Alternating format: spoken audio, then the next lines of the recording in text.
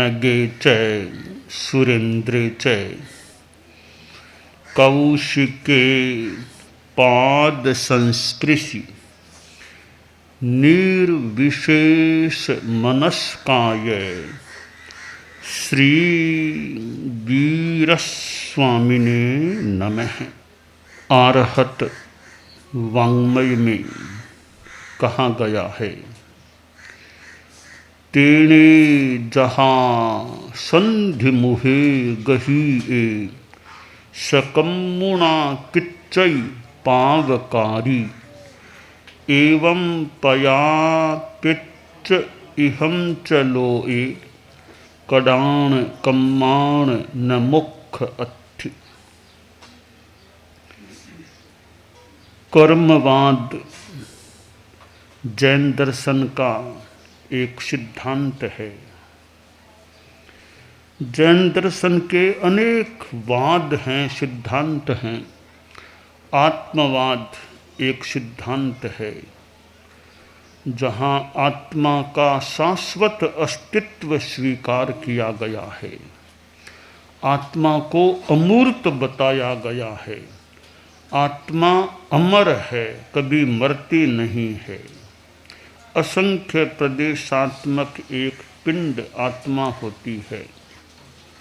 तो आत्मवाद एक सिद्धांत है। लोकवाद भी है। यह लोक क्या है? स्वर्ग, नरक, धर्मास्तिका आदि 6 द्रव्य। यूँ लोकवाद भी एक अपने आप में बड़ा एक सिद्धांत है जैनिज्म का, जैन दर्शन का। तो कर्मवाद भी एक सिद्धांत है। आगम वाङ्मय में भी कर्मवाद की बात मिलती है। अन्य ग्रंथों में भी कर्मवाद की बात मिल जाती है।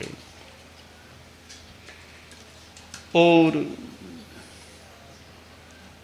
कहा गया है चूलिका में, पत्तेयम पुण्य पावम। पुण्य पाप अपना अपना होता है। खुद का पुण्य खुद को भोगना, खुद का पाप भी खुद को भोगना होता है। कि भाई तुम्हारा पुण्य मैं भोग लूँ, मेरा पुण्य, यह थोड़ी बात कठिन है या असंभव है। अपना पुण्य अपने को भोगना है और खुद का पाप भी खुद को भोगना है। अपना भाग्य नहीं है तो राजा भी कितना क्या भला कर पाएगा। एक बार की बात है, एक राजा था, यूँ दयालु भी था, राज्य का संचालन करता था। पीढ़ी दर पीढ़ी उनके परिवार में राज परंपरा चली आ रही थी। तो राजा बना, अपने पिता की मृत्यु के बाद उसका राजकुमार का राज्याभिषेक हुआ था, वह राजा बन गया था। और राजा यो थोड़ा विद्या रसिक भी था। यह संस्कृत भाषा के ग्रंथों को जानने का, पढ़ने का, संस्कृत के श्लोक सुनने का, धर्मशास्त्र की बातें, कथाएं सुनने का एक शौक राजा में था। इसलिए कभी कभी ये सप्ताह भी 7 दिन मेरे यहाँ धर्मशास्त्र की कोई व्याख्यान माला की कथा के रूप में चले। और इसके सिवाय भी कई पंडितों को अच्छा आश्रय देता, विद्वान पंडित उसके पास आते रहते। राजा की रुचि थी। कोई कोई पंडित तो राजा के बड़े ही एक स्नेह पात्र बन गए थे, जो संस्कृत के जानकार थे, शास्त्रों के वेत्ता थे। यदा कदा 2 दिन से, 4 दिन से, 3 दिन से राजा के वहाँ आ जाते। राजा भी अगर टाइम होता तो उनको समय दे देता, थोड़ी धर्म की चर्चा कर लेता। एक पंडित प्रौढ़ उम्र का था, राजा का बड़ा यूँ कृपा पात्र था। और वह यदा कदा राजा के पास आता तो वह एक छोटा सा सूक्त कई बार राजा के सामने बोलता कि महाराज, गुप्त दानम महापुण्यम। गुप्त दानम महापुण्यम। जब भी आता राजा को नमस्कार करता, महाराज गुप्त दानम महापुण्यम, गुप्त दानम महापुण्यम। कि गुप्त दान करना बहुत यानी अच्छा महापुण्य का है। तो उनकी भाषा में एक दूसरा युवा ब्राह्मण पंडित था, वो भी संस्कृत पढ़ करके काशी से आया हुआ था, संस्कृत पढ़ करके। तो वो भी यहाँ राजा के पास आता, राजा उसको भी बड़ा स्नेह देता कि छोटी उम्र का था, नया नया पढ़ा लिखा था।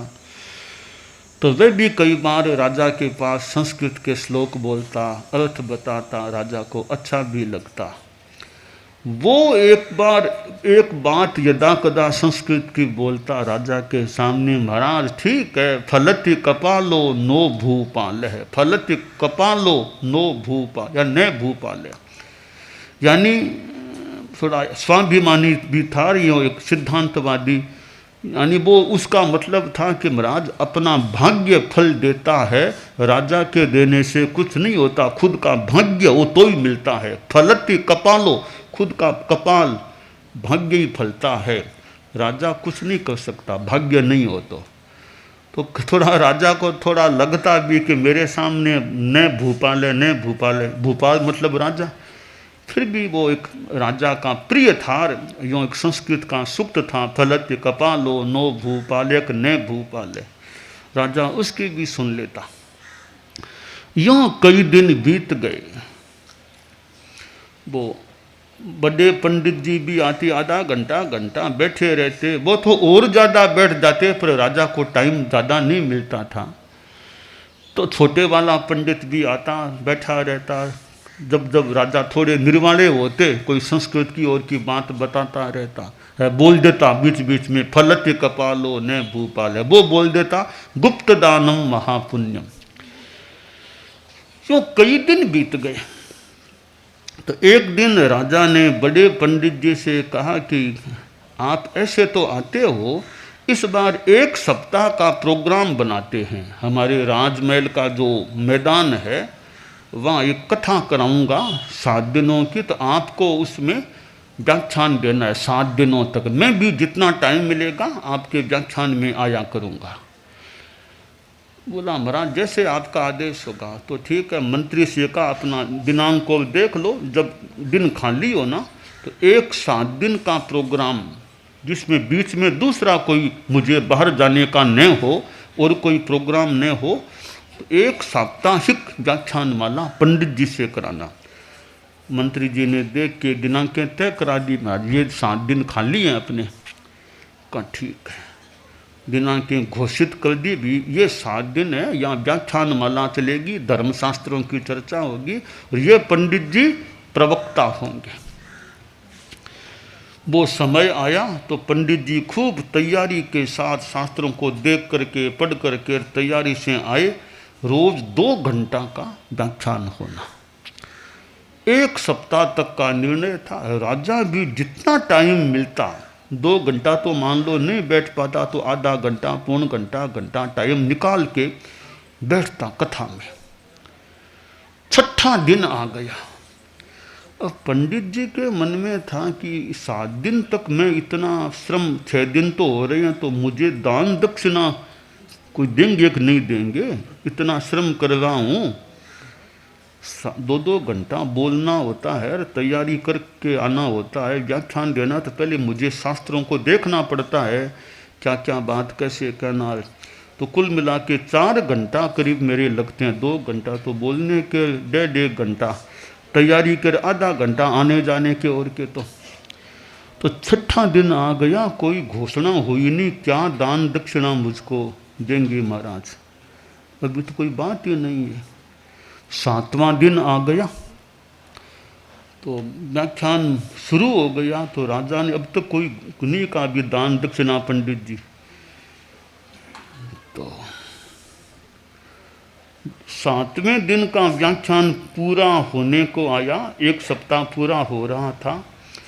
तो राजा ने एक लंबा सा कोई फल, कोला कोला ऐसा कोई फल था, वो कहा लो महाराज, पंडित जी महाराज ये आप लो, यूँ कर पंडित जी के हाथों में दे दिया। पंडित जी ने सोचा, रे इतने 7 दिन श्रम किया और दक्षिणा में क्या दिया? एक फल दे दिया, एक खोला सा फल, यही दिया बस।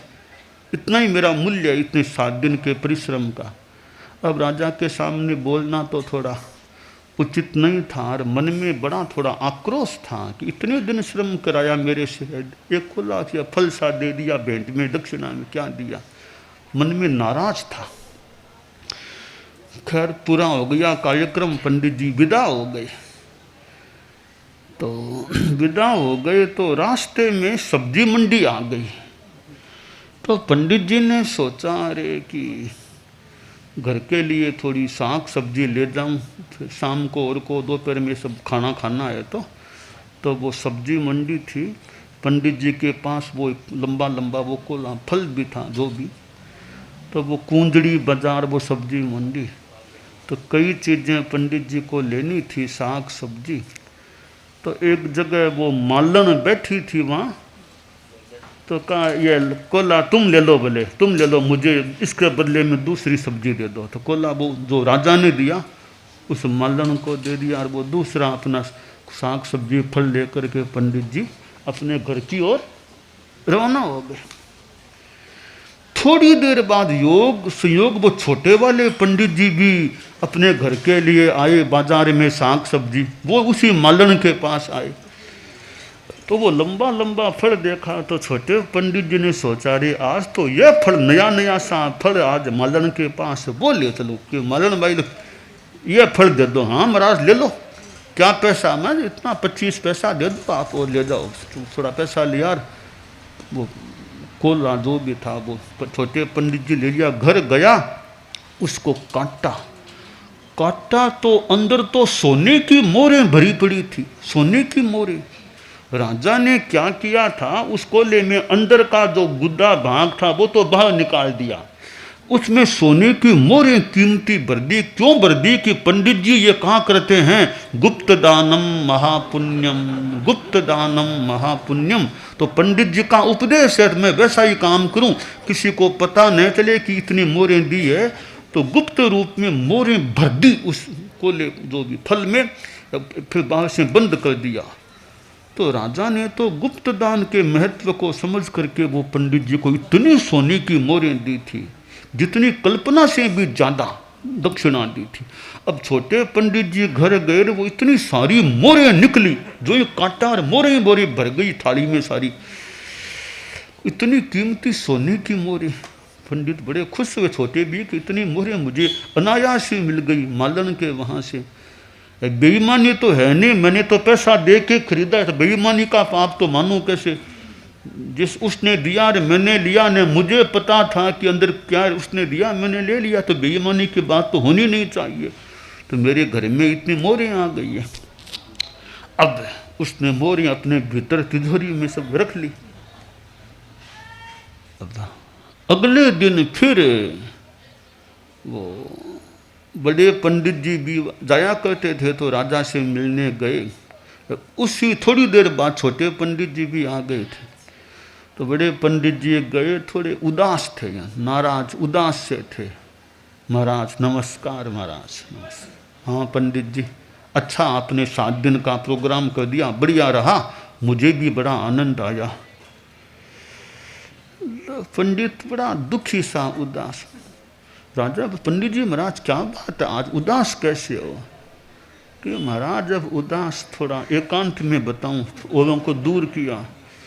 मैं उदास तो क्या, वे इतना मैंने श्रम किया, 7 दिनों तक गला मेरा मानो बैठ गया, बोलते बोलते 2-2 घंटा बोलता है।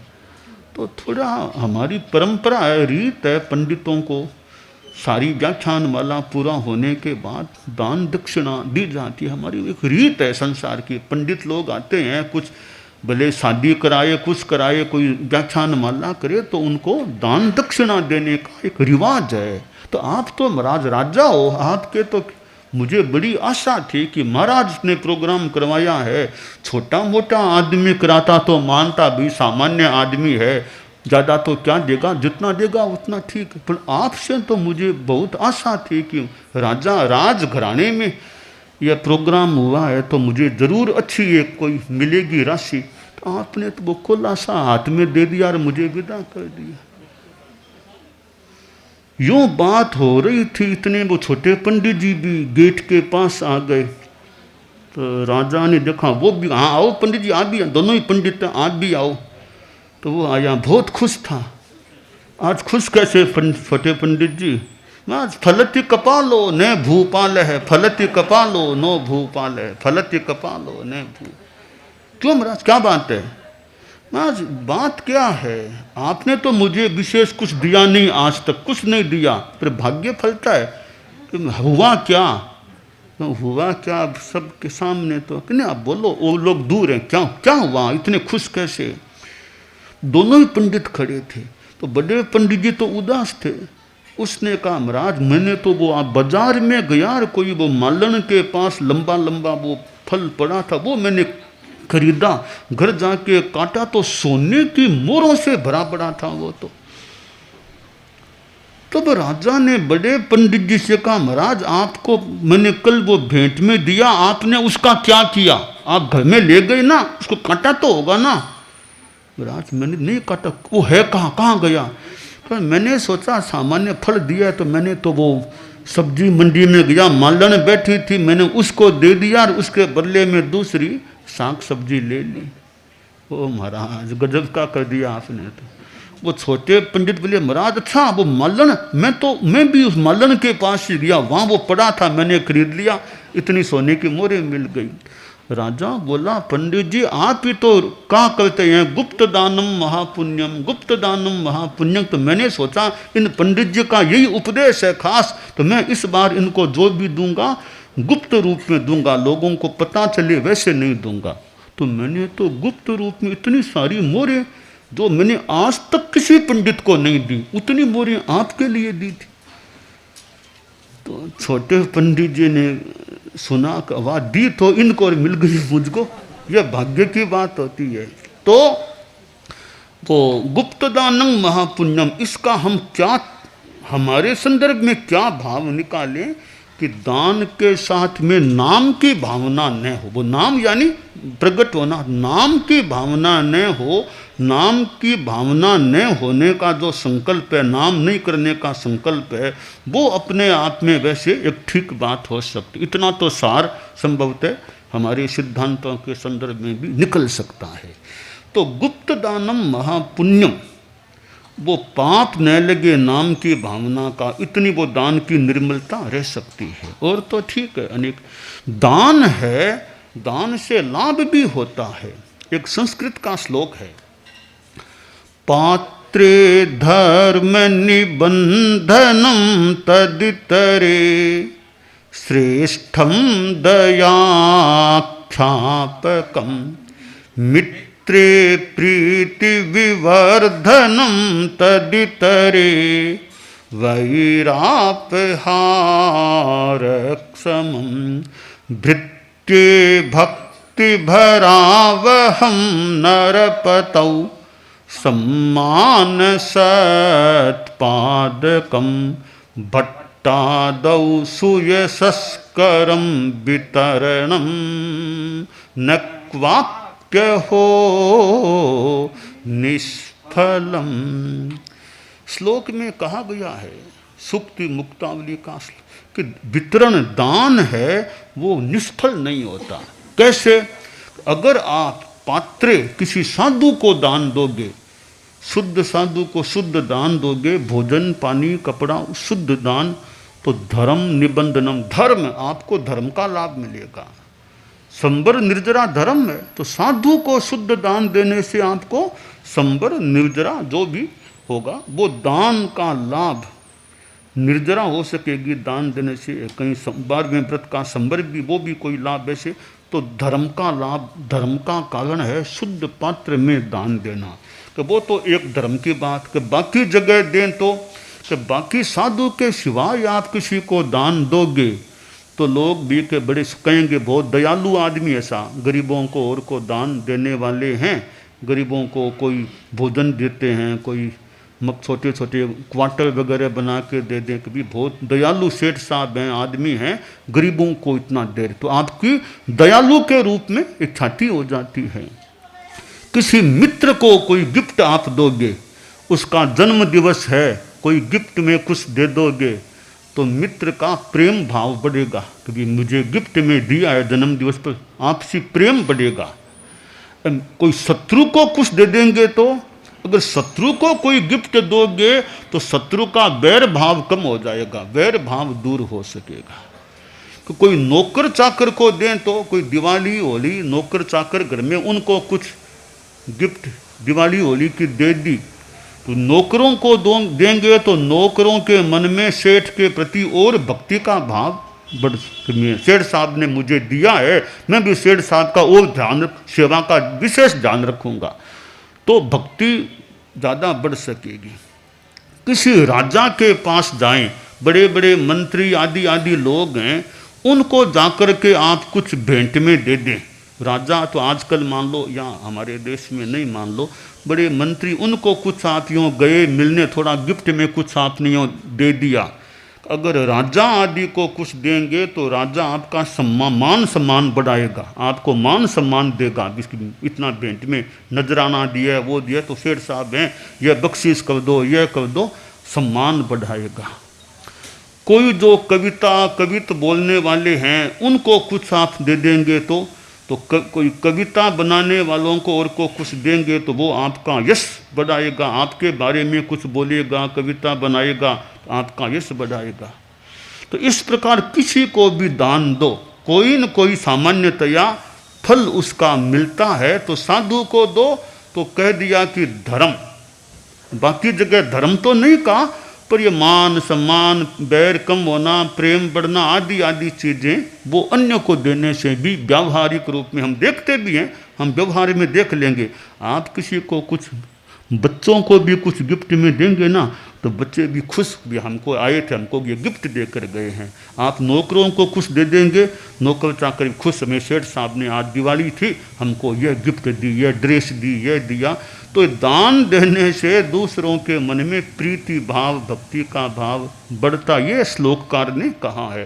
तो आदमी बस जैसी करनी वैसी भरनी, सुख दुख स्वयं मिले। अच्छा कर्म करेगा, सत्य, अहिंसा, अचौर्य, तपस्या, त्याग, शुद्ध दान, ये उनका अच्छा फल है। कोई बुरा काम करेगा, हिंसा, झूठ, धोखाधड़ी, उसका बुरा फल मिलता। तो अच्छे का फल अच्छा और बुरे का फल बुरा हो। तो हम अपने जीवन, कर्मवाद की इस बात को, छोटी सी बात है, जैसी करनी वैसी भरनी, जैसा करना वैसा भरना, इसको समझ करके अपने जीवन में बुरे कामों से बचने का प्रयास करें। धर्म के कार्य हैं जो, उनको करने का अभ्यास करें, यह काम्य है।